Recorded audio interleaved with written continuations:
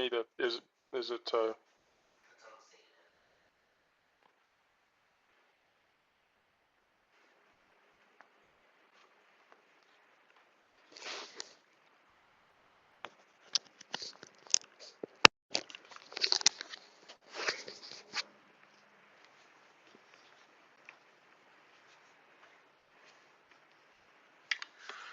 Shrew of Amherst, Janet, and Loretta. Uh, just want to confirm everybody can hear me okay.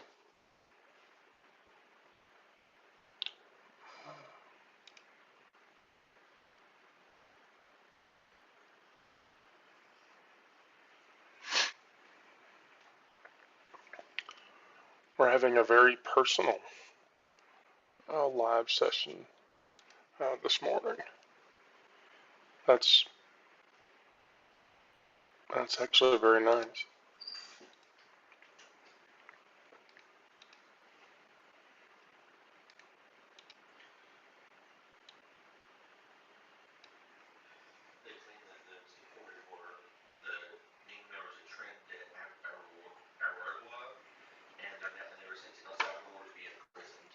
Oh, okay. So they went to the El Salvador gulag or whatever.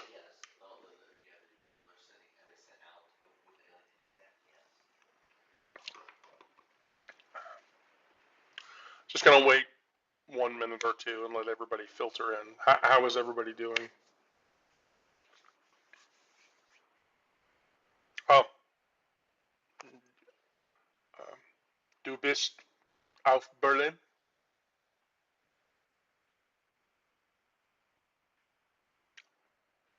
Aber meine auf Deutsch ist größer.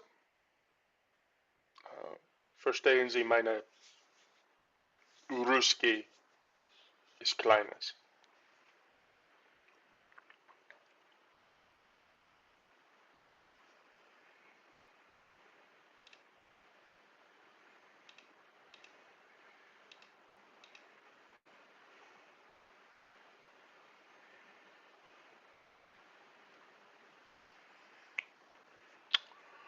Wow, I really didn't expect this many people to join this early in the morning. I haven't even had fucking coffee yet. um,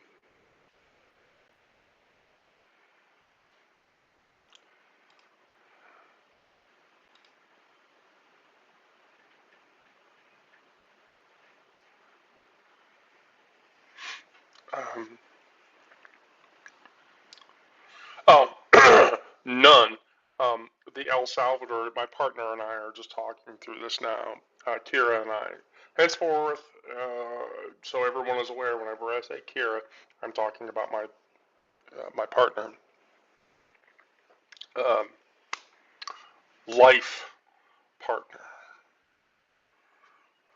She keeps trying to get rid of me. Hasn't happened yet. Hadn't fucking happened yet. Anyway, um, so no trans persons. Yesterday, um, Trump tried to enact using the Enemies Aliens Act to deport a specific group of people, Venezuelans, who were in a Venezuelan gang that Trump purports is invading the U.S. And so what happened yesterday was um, um, what happened yesterday. What happened overnight? Well, yesterday a federal judge said no, you can't use the act to do that. And overnight, Trump did it anyway. So we are cruising towards a constitutional crisis if uh, Trump continues to defy the judiciary to do this shit. Um, because it's bullshit. It's just flat out bullshit. Um, um, it's anyway. It's fucking bullshit. All of it. I mean, it's already a huge crock of bullshit to begin with. Um, but it's bullshit through and through. um, at every other avenue. Um, so anyway, the first thing that I was going to do this morning to try something for the morning um, is I was actually going to read through the morning meditation because everybody talks about um, how we do these and uh, they're fun to read, um, but I don't know, maybe there would be more to get out of it if I actually read the morning meditation to everybody. Um, I don't have Morgan Freeman's voice, so when I read things to people, um, I don't know that it's something people would want to hear, but I'm offering to do it. So, um, or we can talk about how Donald Trump is trying to declare news media to be illegal, because I posted that article today also. Um, we can we can happily talk through that um, if you would like. Um, yeah, they believe in the death penalty for sodomy and that being trans is merely an extreme form of sodomy. Yeah, so there's an article that um, I'm working on with one of the other writers over um, the parallels between Russian society and um, why it is that Christians love Russian society. Um, I may, it may, oh, I need to look at something. Bear with me.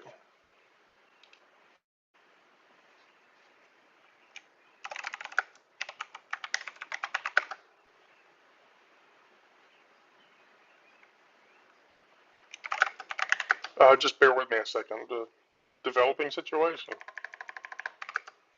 Um, I, as if none of you think that I actually don't sit here and actually constantly stream uh, in live and real time what's going on so that I can filter it all down to you. Um, I by no means assert that reading Wendy the Druid, thistleandmoss.com is a replacement for the news, but I do try to keep uh, everybody informed as possible. Um,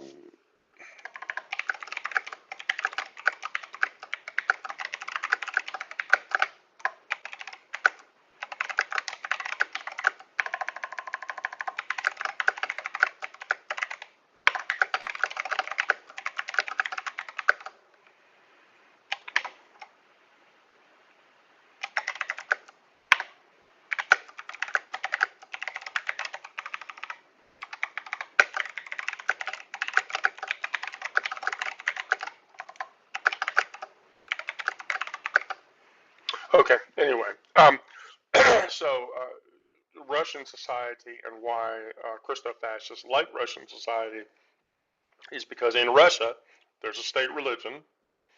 In Russia, being queer is a crime. In Russia, displaying queer affection for somebody in public, like if you're a male and male couple and you're holding hands, that will actually get you arrested and thrown into prison, no questions asked. Um, so yeah, the whole Russia thing is it's fucked up. Um,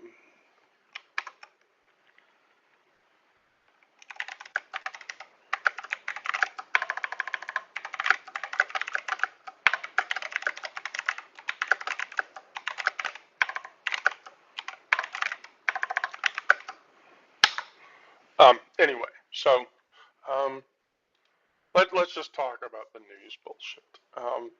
So I find it profoundly disturbing um, as I'm watching Trump say CNN and MSNBC are illegal, and the reason that he's saying they're illegal um, is tantamount to complete and total hegemonic need for control. Um, it, it's like watching him piss on the Constitution, um, standing in front of the Supreme Court and expecting no reaction, um, which is what the fuck is happening. Um, so, and it's an outright constitutional violation to even suggest this. So when a public official claims that CNN and MSNBC are illegal because literally they write 97.6% bad about me, in this case Donald Trump is saying this, and insists it has to stop, and I will use the government to stop it. Trump is literally saying now that um, uh, that um, anybody who publishes bad media about him, true or not, um, that has to stop, and he'll use the government to stop it, which is bullshit. I mean, that's that's the that's a First Amendment violation on many different levels. But let's not even let's not even let's not even go there. I mean, okay, at its core, the First Amendment's not complicated. Um, It states, and with beautiful clarity, Congress shall make no law abridging the freedom of speech or of the press. Those 14 words alone um, represent one of the most powerful protections that exist in the United States. When the founders crafted that amendment, they weren't naive about the messiness of free press. Um, they were creating a system where media would be fair, balanced, and even would not be would be fair, would be balanced, but didn't necessarily have to be perfectly nice. Um, they established a fundamental principle. Government power must never be used to silence criticism. So if Trump is going to try to use the government to make news media illegal because they're talking bad about him, yeah, not going to happen.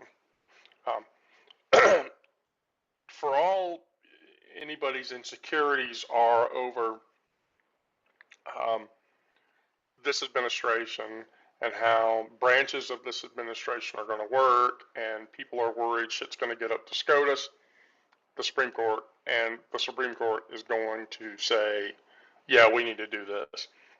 I guarantee you that SCOTUS, when pushed to touch any of the Constitution, uh, will turn it down every time.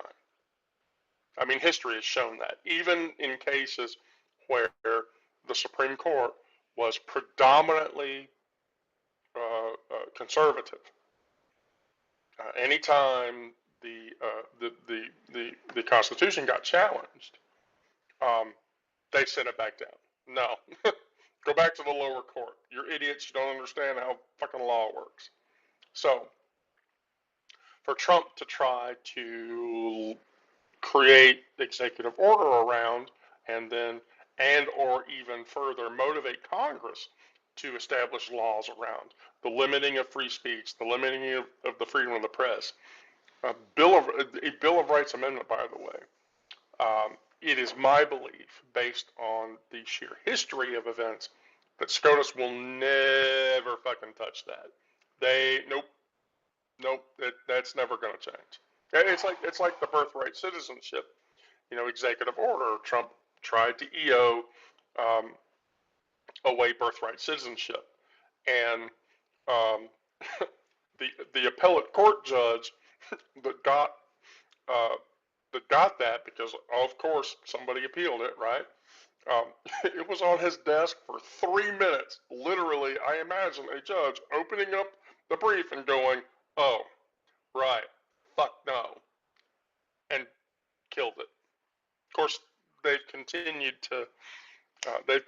to appeal it, like all the way up to SCOTUS, but um, you know, um, basically, um, you know, yeah, SCOTUS is going to get Trump's attempt to litigate uh, an executive order out birthright citizenship from the 14th Amendment. And no, it's not going to happen. It just isn't. I mean, that's been tried before, by the way. There was a case that was made um, years ago, and to a predominantly conservative SCOTUS at the time, and SCOTUS said, "Fuck off." We're not going to do it. And actually, I think the vote was like 6-3. Like 3 conservatives, SCOTUS judges said, "Yeah, we should do this," and the other 6 said, "No, you're fucked up. This is crazy. We're not doing this." Um, so, um, yeah. So when the founders crafted the first set of amendments, they didn't do so without cause. Supreme Court Justice Hugo Black put it perfectly in New York Times v. U.S. When he stated that the press was protected so that it could bear the secrets of government and inform the people. Um, Not make a politician look good, not achieve some arbitrary notion of balance, to serve as a watchdog against power. The Constitution says that. Numerous Supreme Court judges over the years and over the many number of freedom of speech and freedom of the press cases has said. But you know what? Let's go even a level deeper. Um, the Federalist Papers, which, if you don't know, you should read them. Um, you read the Constitution, that's great. And then you read the Federalist Papers. And the Federalist Papers were what I would like to call the Cliff Notes to the Constitution, because it literally talks about, so Hamilton and Madison wrote them, and they're all about what Hamilton and Madison were thinking about at the time, which, by the way, a very interesting side effect of those is that in one of them, I believe 78 or 79, someone can correct me,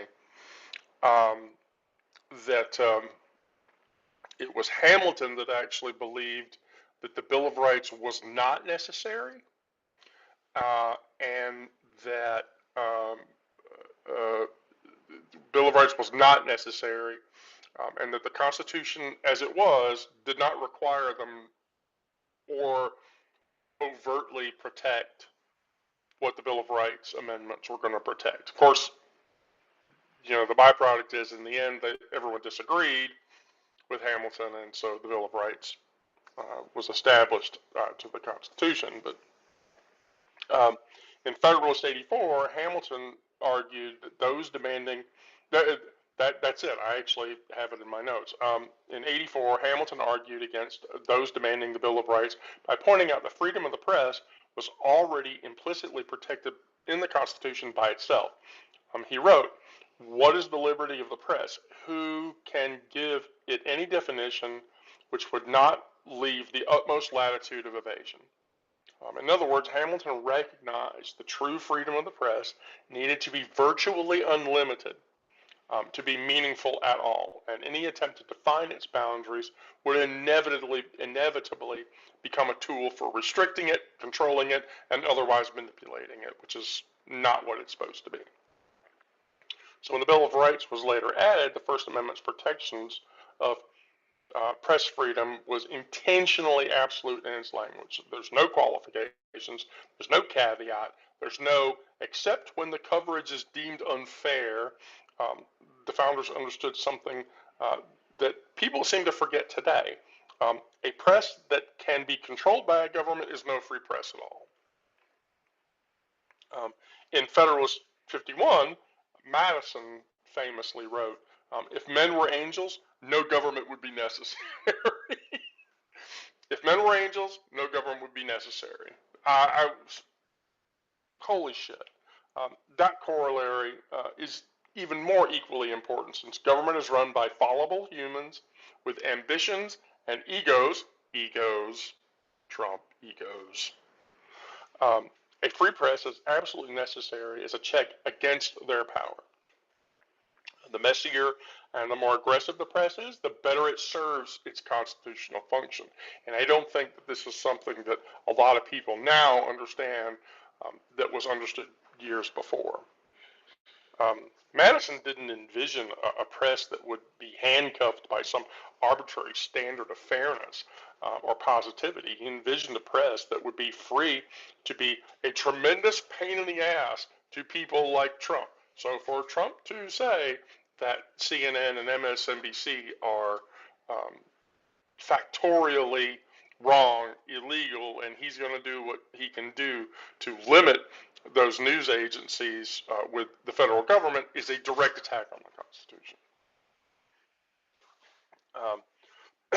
So the Supreme Court, the Supreme Court has consistently and emphatically upheld the right to the freedom of press countless times over and over and over again.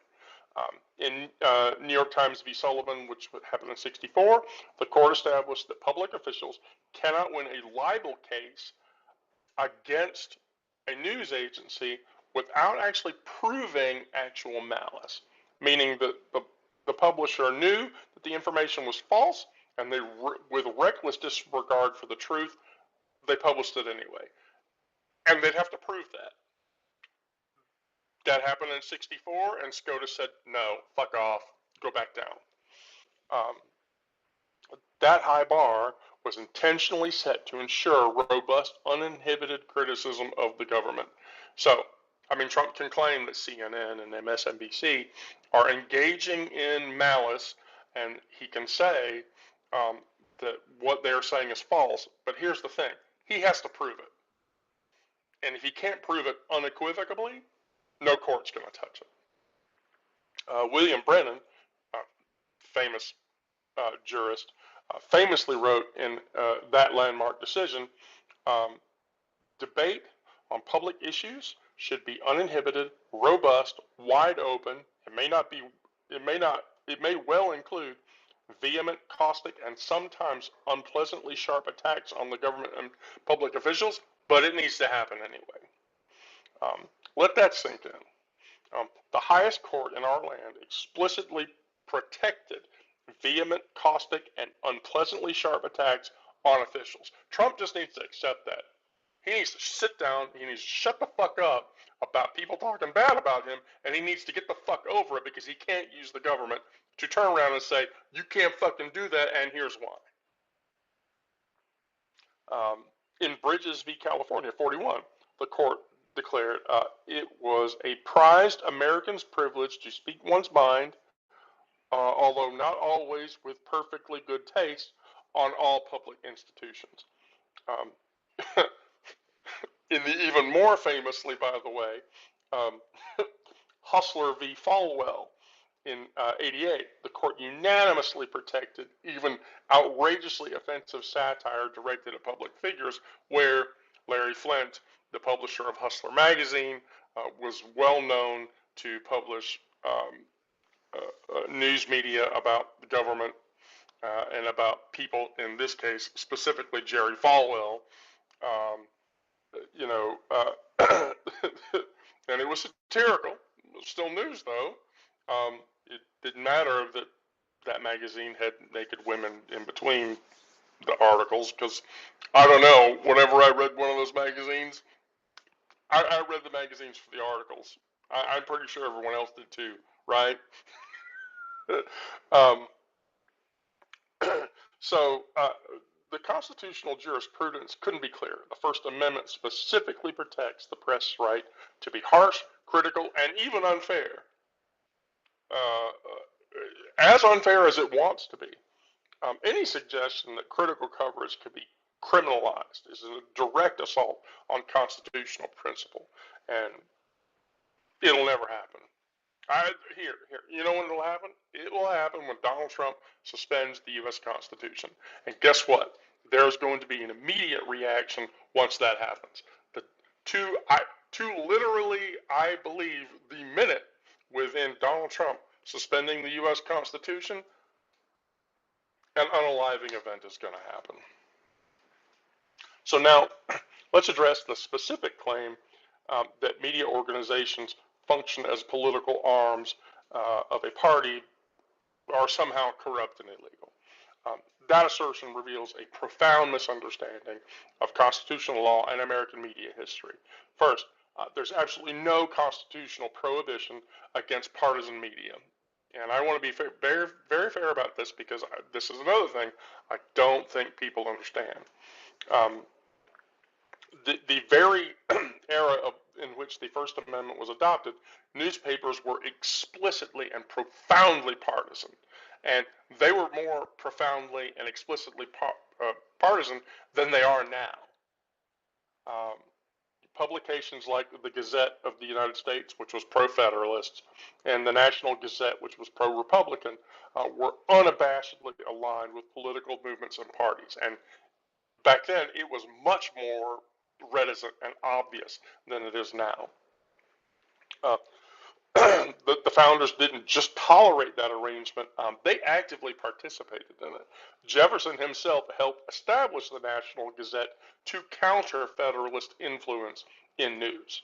So um, the idea that media outlets must maintain some kind of artificial neutrality to be legitimate and not a constitutional principle, that's a recent professional norm, and it has no legal standing constitutionally whatsoever, like none. Um, a news organization can be nakedly partisan and still enjoy complete First Amendment protection. Fox News, Fox News. Sorry, little frog in my throat there. Can't, Fox News. Um, Second, the claim that critical coverage makes media corrupt and illegal fundamentally misunderstands the concept of corruption in legal context.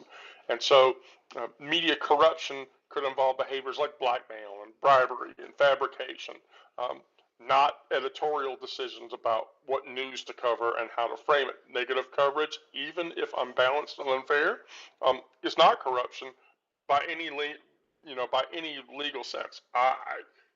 I'll do it right here. Hey, there was this dossier or whatever that came out years back about Donald Trump, and in that dossier, it revealed that Donald Trump liked to have people pee on him. I don't know if that's true or not, but guess what? I have the right to tell people. I'm pretty sure 5 Russian girls stood around Donald Trump and peed on his face. Good luck him suing me to prove that this was the case. When a powerful figure describes critical media as illegal.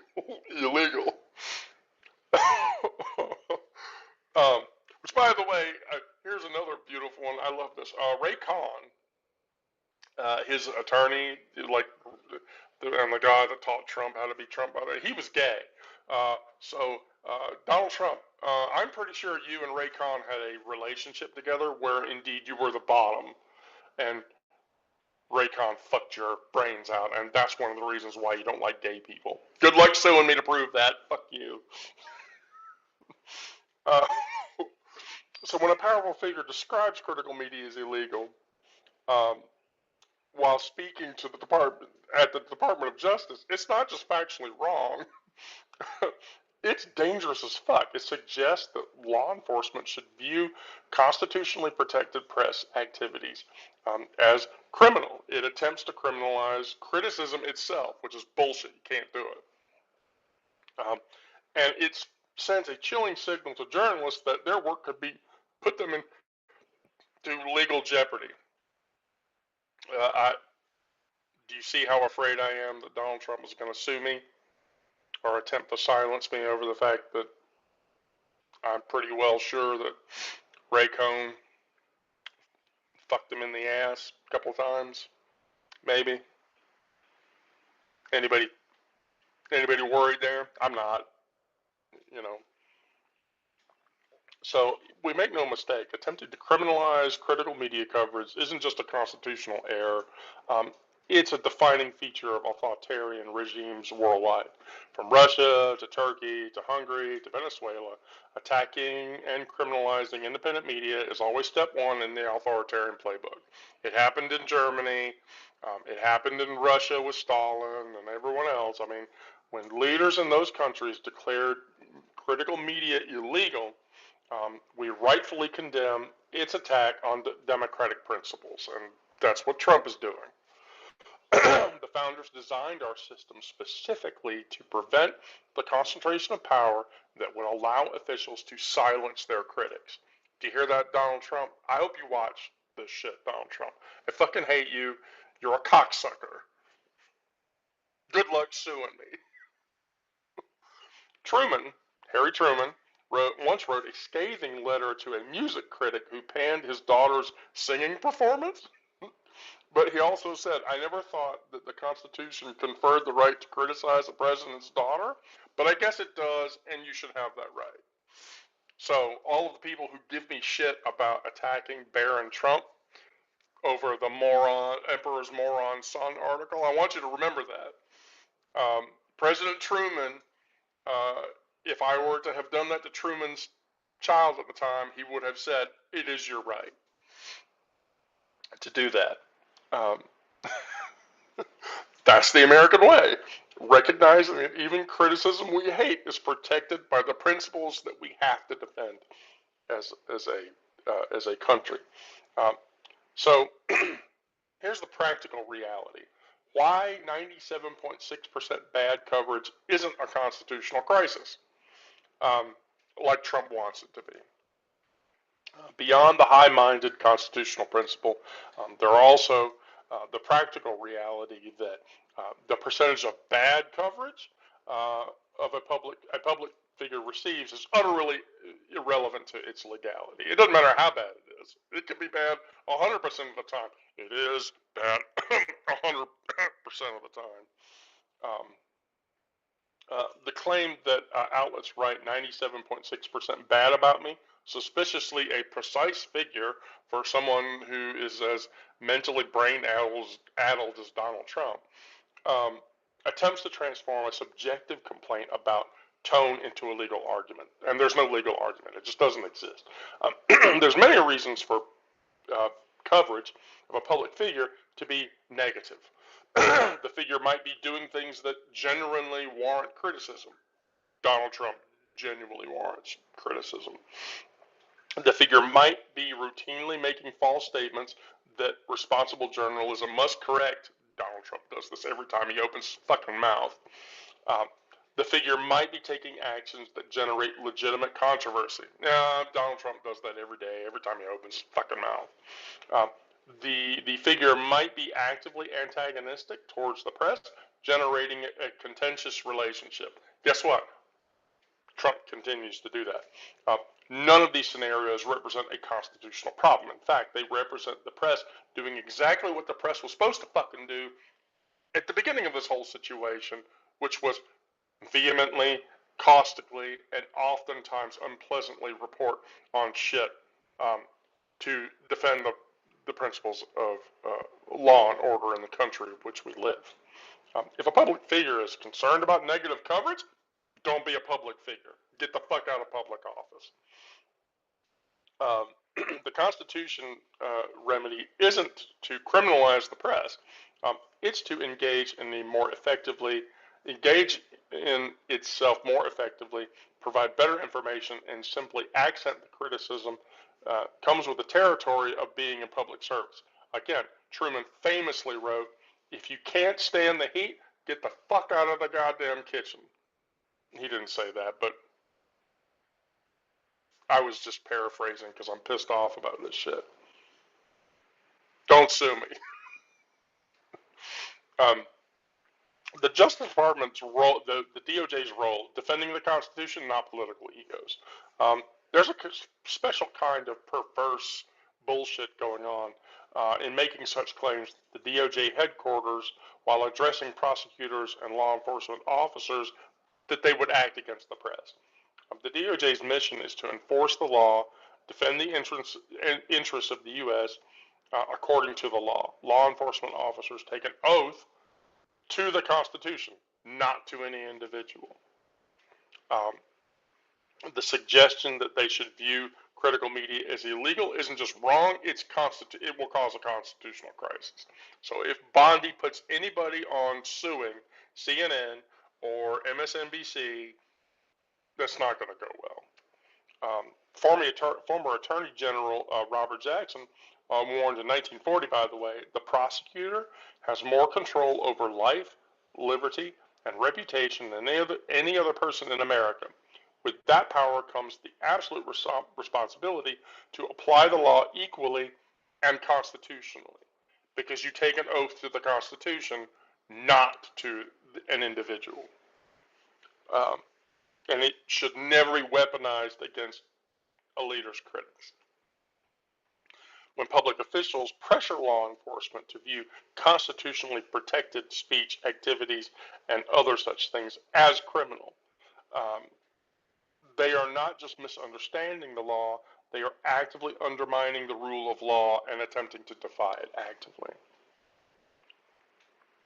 So, how the fuck did we get past all this shit? How do we respond when powerful figures suggest that critical media should be illegal? First, we must recognize that such statements are what they are. They are a direct attack on the Constitution's fundamental protections.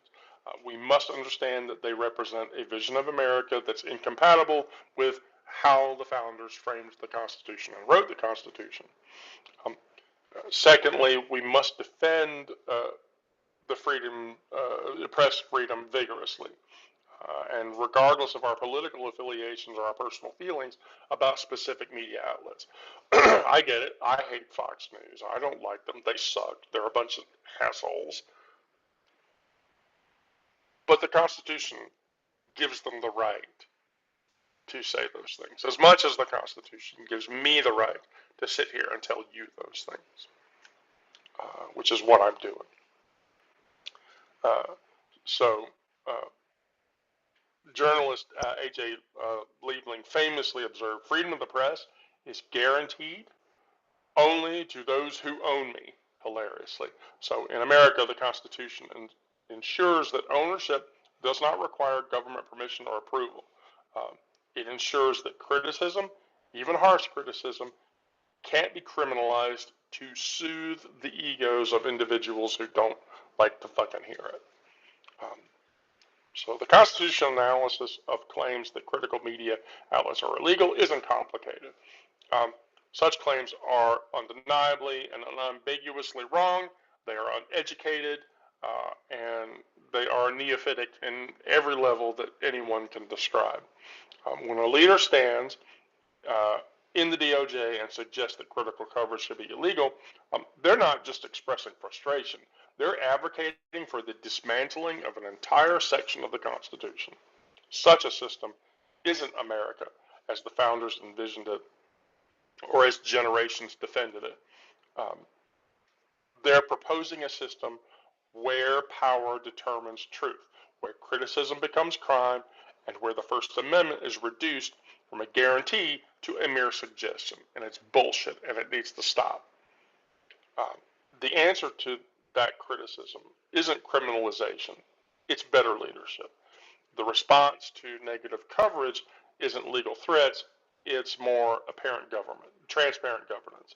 And the cure for a media environment a leader finds unfair in its prosecutorial power is just more effective communication. The Constitution doesn't guarantee anyone, even the most powerful, protection from criticism. By the way, Ray Cohn fucked Donald Trump in the ass. Good luck, Donald. I hope you watch this. Good luck suing me. Any leader who fails to understand this fundamental principle doesn't just misunderstand the Constitution, but they misunderstand America itself. And they are actively moving against it. So, questions?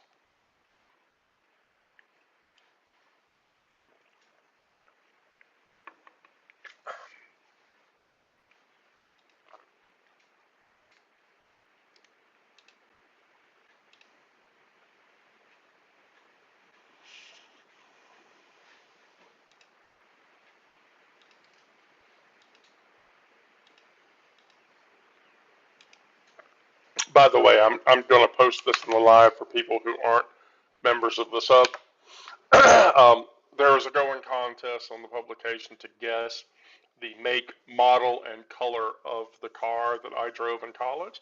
The winner, by the way, receives uh, a um, a 90-day comped paid sub to the publication. Uh, what do you get for being a paid sub? People have asked this. Um, I will be releasing 4 books over the course of the next 2 to 3 years, probably more after that, but 4 is where I've given myself my allotment.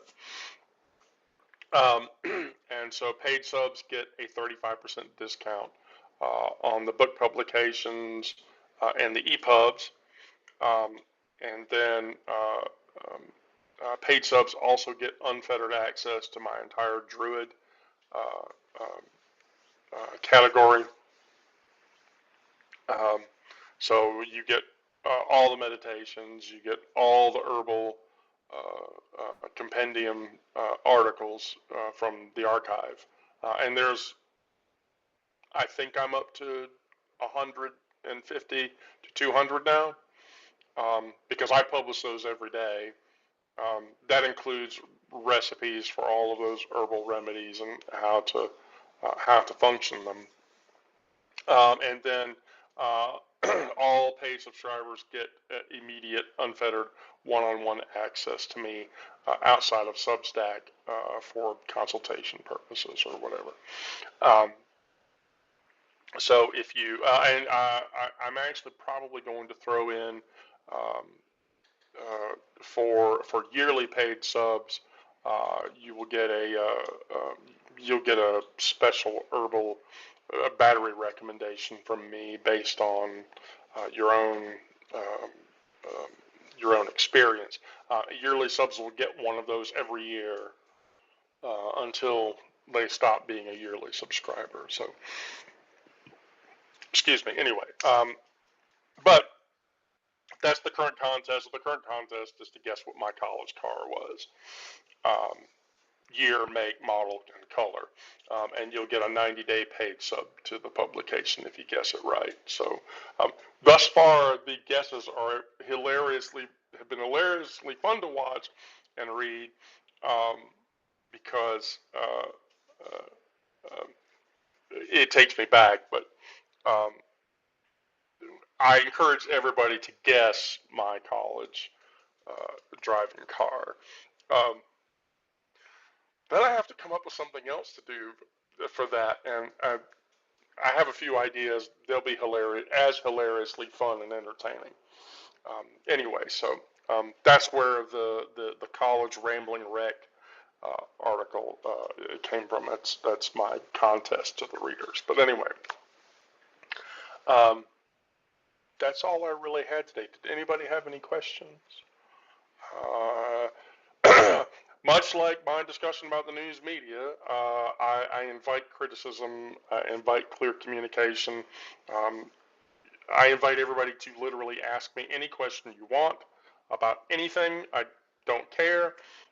As a trans woman, that invites a lot of interesting questions, but I don't necessarily have a problem answering those questions. Um, I just reserve the right to use very um, colorful language to answer those questions. um, so, if nobody has anything, great. Thank you all for listening. Um, it, it, it, it does me a lot of good.